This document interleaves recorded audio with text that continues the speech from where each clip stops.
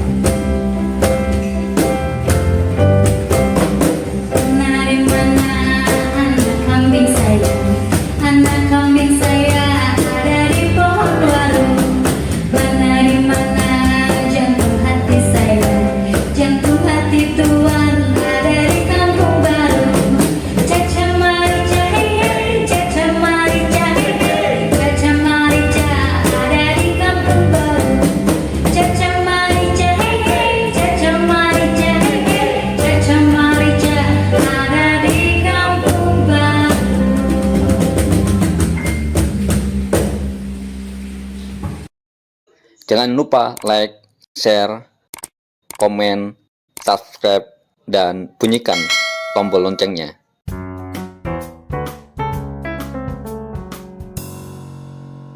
Berarti teman-teman buruh ini tetap concern ya, tidak bergeser, tetap menolak Omnibus Law ya, Tetap. sampai detik ini. Ya, Partai Buruh dihidupkan kembali karena Omnibus Law.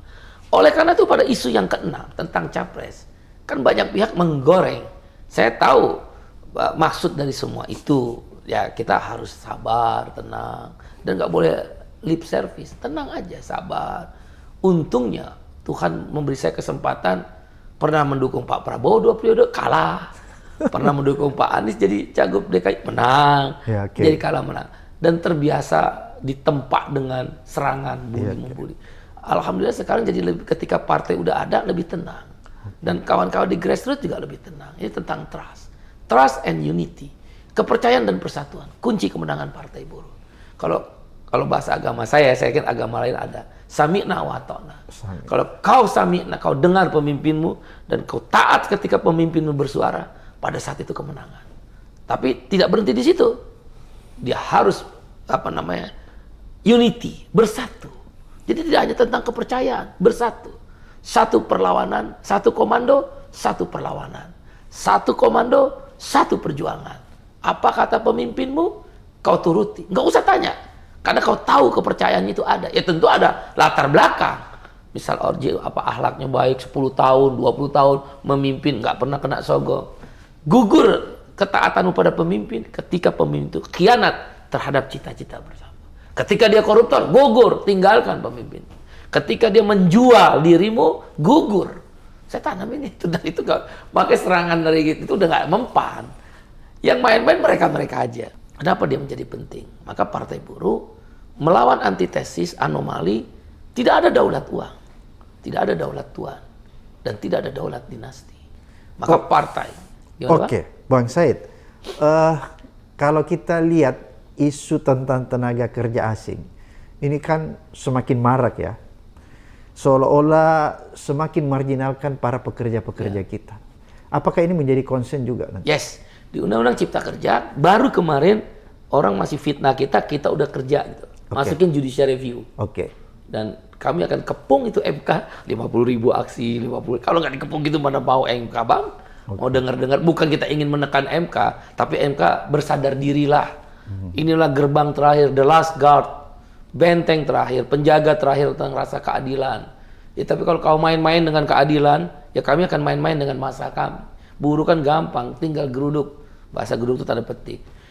Oke, jadi Bung Said Iqbal ini yakin ya bahwa seluruh organisasi-organisasi buruh itu menyatukan diri mendukung penuh Partai Buruh ya. Yes.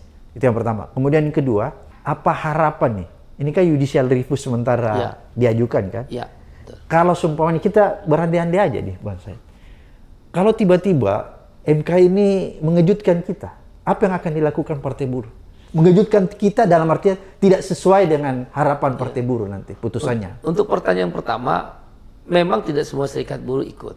Oke. Ya biasalah, masih ada yang ideologi sedikit-sedikit, tapi kan bisa dihitung. Ya. 90% udah ikut. Oke. Tuntas lah ya. Ya, Tahap aman, awal berarti aman. Mudah-mudahan Tuhan kasih jalan dengan izinnya ini masuk parlemen. Yang lain masih bicara tentang ideologi ya? Ideologi, Oke. masih bicara juga ya pulus lah. Kalau di Partai Buruh, Anda ngeluarin sendiri. Kita beriur, Bang. Oke. Beriur, teman-teman daerah mengundang rumah pribadi. Ada tukang angon bebek di Brebes, pengurus Partai Buruh, jual bebeknya setengah. Dia punya 20, 10 dia jual buat sewa kantor. Ada Ganjar udah meninggal nih, saya sedih juga itu di Cimahi. Dia jual rumah dan jual motornya untuk sewa untuk 1 tahun, tapi dia meninggal ya. Saya sedih, kemudian dia ngontrak tuh. Saya kepukul banget, saya datang tuh. Itu mereka, Bang. Abang bisa lihatin betapa harapannya itu kuat. Dia ingin republik ini berubah. Tugas saya sebagai pemimpin kan hanya sebagai dirijen. Memastikan semua kekuatan bersatu. Orang-orang kecil ini punya harapan. Dia jual bebek, dia jual motor dan rumah, kemudian dia ngontrak. Dan pada saat ini partai lolos, dia meninggal. Hati saya benar-benar tuh, Pak. Itu yang bikin saya kuat. Itu harapan orang-orang kecil tentang perubahan. Dia mau jadi pemimpin Partai Buruh. Dia ditekan, dia dihina. Bahkan ada pemimpin kita beberapa di pabrik dipecat. Kehilangan pekerjaan. Bercerai sama istrinya di Sumbawa. Menyedihkan. Tapi Anda bisa lihat. Itulah harapan orang kecil. Dia berani ngambil resiko. Jangan lawan Bang orang kecil itu. Itu Partai Buruh dikasih 0,5%, 0,1%. Saya mah senyum. Karena saya tahu dunia. Unidad Podemos, Partai Buruhnya Spanyol, 2002. Kalau nggak salah, 6 bulan sebelum pemilu, lembaga surveinya 0%, 0%. Begitu hari H, blos, di bilik suara, Unidad Podemos nomor 1, langsung jadi presiden. Rakyat itu bisa menghukum loh Bang. Ini mereka diam loh. Seperti saya terharu, seorang Ganjar jual rumah dan motornya, begitu ini partai lolos, Tuhan ambil nyawanya. Bagaimana seorang pengangon bebek, tukang parkir di Batang. Tukang parkir. Saya sedih benar. Waktu dia bangun kan ada verifikasi administrasi, verifikasi faktual. Dia setiap bulan minjem sama bos parkir itu. Dia ditanya sama bos, lu ngapain sih minjem uang? Buat kontrak kantor. Buat beli ngumpulin KTP, fotokopi. Bang, dahsyat ini. Silakan Unidad Podemos. Partidos dos Trabalhadores. Partai buruhnya. Trabalhadores itu partai buruh. Brazil, Lula. Dulu 0%, 1 tahun sebelum 0%. Mereka enggak ini. Dia garap terus ke bawah. MST petani, kalau di kita SPI, buruhnya CUT. Lula kan presiden CUT, sama seperti saya presiden KSPI. Berkawan. Saya ikut kampanye dia. Dia bilang kerja terus, jangan lupakan itu lembaga survei. Sebagai ukuran boleh. Lupakan. Oh ternyata begini, lupakan. Kerja, terus kerja, turun. Kayak saya kan turun ke pabrik. Pabrik saya kumpulin, pidato. Sampai tengah malam. Nanti saya turun lagi habis ini. Ini baca caleg dulu, selesaiin. Akhirnya di bilik-bilik suara TPS Brazil, dihantam itu partai konservatif. Kemarin Bolsonaro kalah, tipis. Itulah kekuatan masyarakat kecil. Jangan remehkan mereka dan jangan kita berpikir selalu uang. Tuhan nggak mungkin menjadikan semua orang itu buruk. Dan saya percaya itu. Saya hanya berharap satu ketika nanti pemilu cukup parliamentary threshold lolos. Dan Hakim Mahkamah Konstitusi menyatakan 4% itu tidak suara sah nasional saja. Atau 4% dari jumlah kursi DPR RI. Yeah. Maka ketemu 4% kali 80 kursi, 24 kursi. Kami fokus di 30 kursi. Aman. Begitu kami masuk Bang. 1, cabut Undang-Undang Cipta Kerja. 2, Jadi Kita cabut ya, 9. langsung cabut. Cabut. Ya. Ya, Tidak ada kalaupun negosiasi di situ ya? ya, cabut. Kalaupun mau komprominya, kita sebut undang-undang investasi. Oke. Bukan cipta kerja. Investasi perlu lah, Bang. Kita kan perlu juga pertumbuhan ekonomi. Ya. Tapi Tapi cipta keadilan, kerjanya dicabut. Ya? cabut. Oke. Ya, Itu goalnya di situ ya? Goals pertama. Yang kedua, Partai Buruh itu kan cita-citanya negara. Orang bilang, si Iqbal ngomong upah lagi, ngomong outsourcing, biarin. Memang itu yang dipikirin. Lo kerja buat apa? Upah. Mau lo anak lo capek-capek abang nyekolahin anak sampai S1. Sekarang S1 outsourcing. Upahnya minimum. Mau. Oh, nanti Anda punya usaha juga buruh. Ya, yang penting kita aturan main dulu. Nanti kalau perlu kita bikin aturan. Ini perusahaan-perusahaan raksasa yang kita sisir. Terus yang kedua, yang ingin kita lakukan perjuangan, Partai Buruh itu welfare state, negara kesejahteraan. Dia 3 prinsip. Satu, kesetaraan kesempatan. Saya ditanya, bahasa gampangnya gimana Bang? Kita nggak usah susah-susah. Lo boleh kaya, tapi kita nggak boleh miskin. Udah gitu aja. Lo kaya-kaya deh, tapi kita nggak boleh miskin. Terus gimana Bung Iqbal? Nah yang kedua, prinsipnya. Redistribusi kekayaan yang adil dan merata. Apa itu? Anti impor. Petani akan terlindungi. Ada subsidi negara. Partai Buruh itu pro subsidi. Dia akan berjuang di politik anggaran. Kan anggaran, budgeting, pengawasan, legislasi. Di budgeting, kita akan bertarung untuk memastikan subsidi BBM, subsidi pupuk benih, subsidi untuk solar nelayan. Itu tetap. Itu tetap dan diperbesar. Oke. Itu kan pertarungan di politik anggaran. Kalau kita punya partai bisa, kalau serikat kan nggak bisa. Nah, selain dia pro subsidi, dia pro jaminan sosial. Yang udah ada kan jaminan kesehatan, jaminan hari tua, jaminan pensiun, jaminan kecelakaan kerja, jaminan kematian. Udah ada. Dan jaminan kesehatan jangan lupa, itu perjuangan kelas pekerja. Kami habis-habisan berjuang BPJS. Nanti saya kasih buku itu. Nah, yang 5 lagi kita mau minta. 5 lagi Bang. Iyalah. 5, jaminan makanan. Haram hukumnya orang kelaparan di negeri yang kaya. Ada nenek-nenek 3 hari berturut-turut nggak makan, mati. Di mana tanggung jawab negara? Kalau saya menteri, saya mundur itu. Jadi negara tidak hadir ya di situ? Tidak hadir. Oke. Anaknya nangis, sampai cucunya yang nangis. Caranya gimana Bang Iqbal? Gampang. Kasih aja 500.000 sampai 1 juta per orang. Sampai kapan? Sampai mati. Lu kan udah gak bisa kasih pekerjaan sama orang miskin. Masa lu gak mau Amerika aja? Kalau musim dingin kita lihat kan orang antri. Dia ambil makan sebebas-bebasnya. Nah kita si nenek-nenek mati kita nggak tahu. Ada yang tinggal di kandang ayam, ada yang tinggal di kandang kambing. Kan kita lihat TV. Amerika kapitalis tuh, banyak kapitalis. Dia ngantri. Dikasih makan, dikasih juga tempat penginapan. Yang kalau nggak cukup ya berarti ada cari lagi daerah lain. Kan begitu. Ada jaminan sosial yang standar. Yes, jaminan sosial makanya saya sebut. 5 lagi.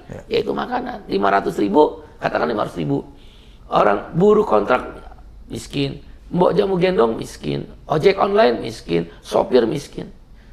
Bagaimana caranya? Pokoknya kalau itu udah status pekerjaan, menjelaskan pasti miskin.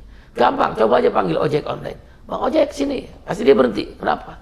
Abang miskin nggak? Pasti hasil digampar. Lah, lu nggak lihat muka gue udah puluhnya banyak keringetan. Lu masih nanya gue miskin lagi kan? Pasti miskin. Udah kasih 500.000. Kling.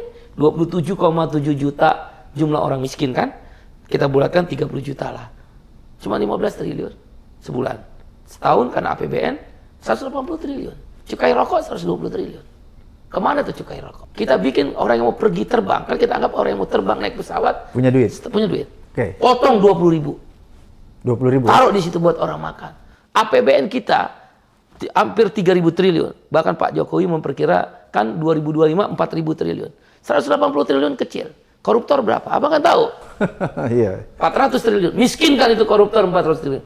Nggak usah dipenjara. Penjaranya asal aja. Sebulan 2 bulan mungkin. Mungkin bukan pandangan saya, bukan mungkin. Tapi miskinin dia. Itu yang paling penting. Ambil itu hartanya. Buat siapa? Kasih makan orang miskin.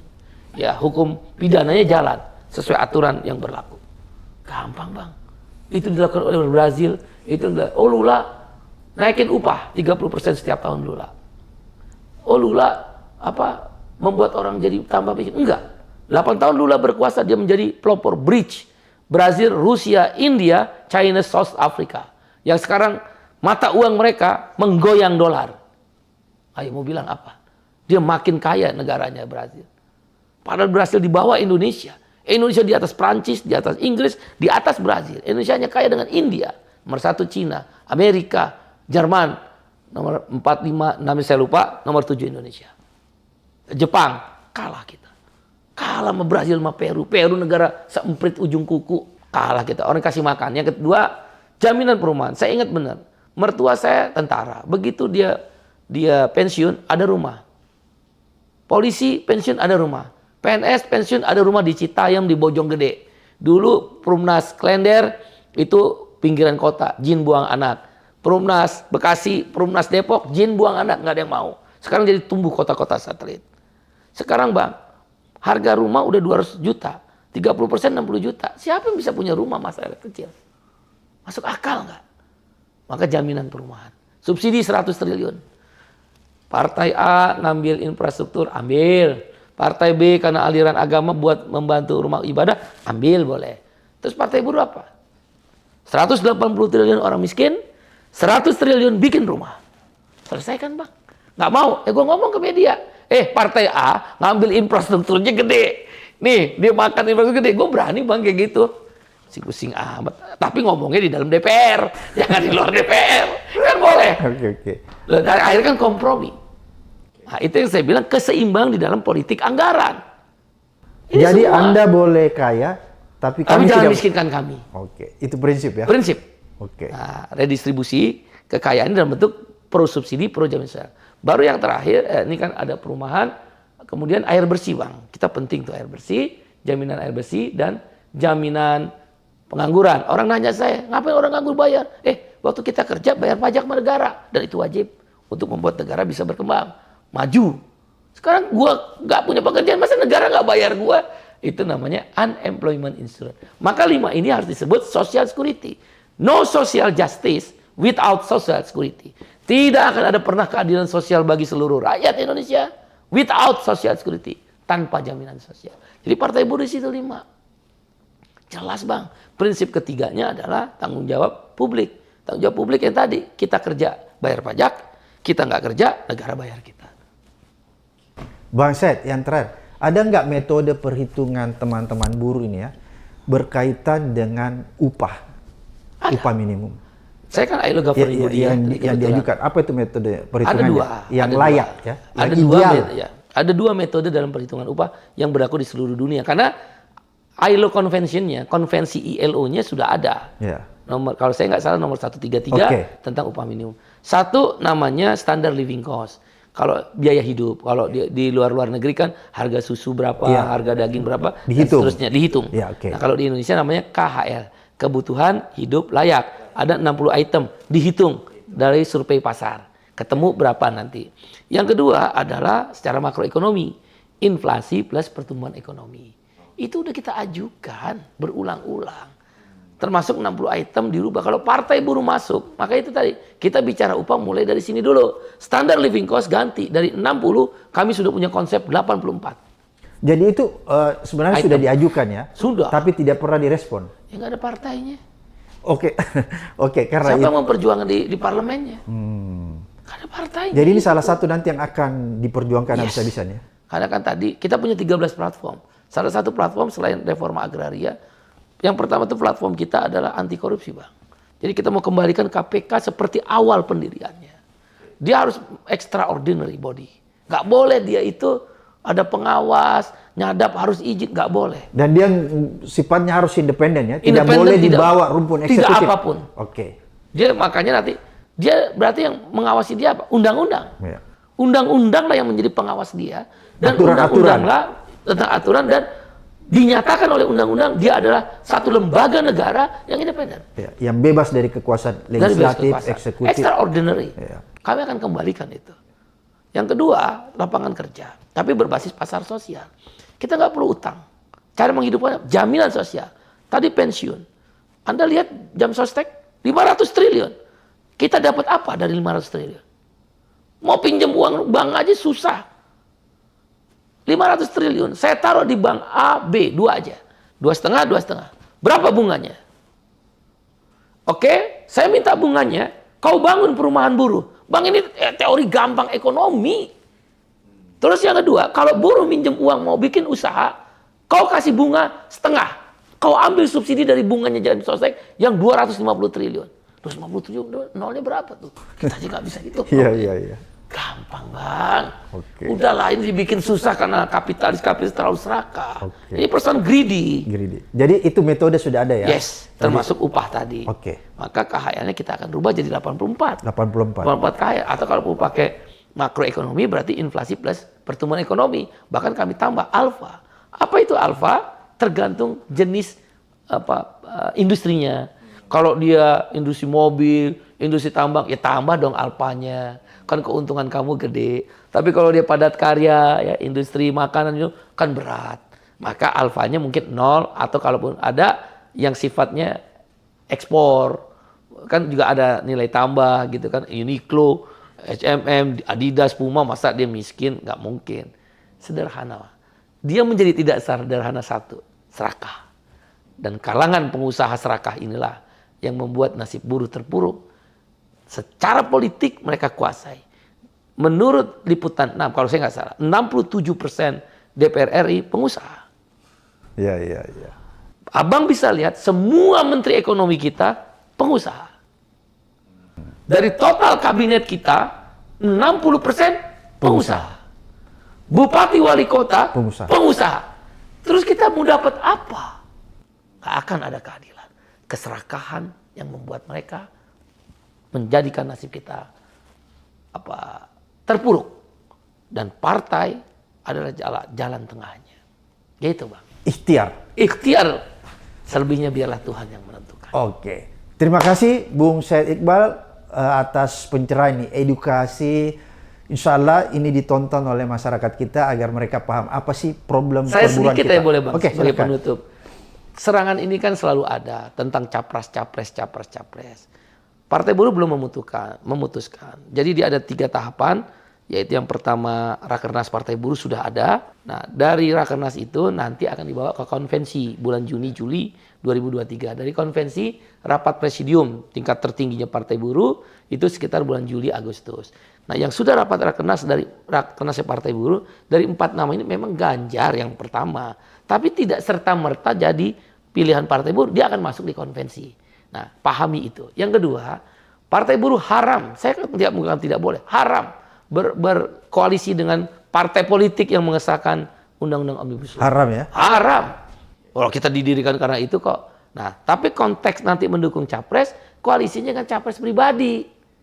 Lo mau nggak didukung Partai Buruh setelah konvensi ya dan rapat presidium? Misal dia bilang mau kontrak politik. Ini yang jadi pegangan Partai Buruh. Partai Buruh tidak akan ikut dalam tim capres di KPU. Itu udah pasti. Karena semuanya pro Omnibus Law. Kan saya diserang terus. Ini Omnibus Law. 3 capres ini semua pro Omnibus Law. Ininya partainya.